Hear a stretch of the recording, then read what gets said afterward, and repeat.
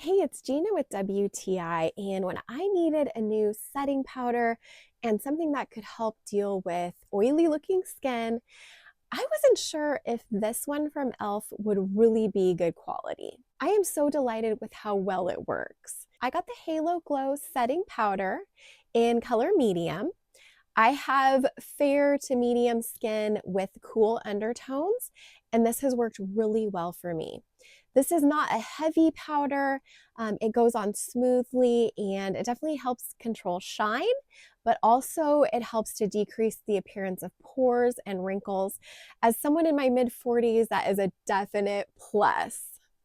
I put this on with a big brush, and I either do that before I put my makeup on or I do it afterwards. So it's not just a setting powder, but can also be used as a good base for putting on like eyeshadow, eyeliner, blush, or highlighter. This does give you a nice soft glow, but again, no shine, and really helps your skin to look its best.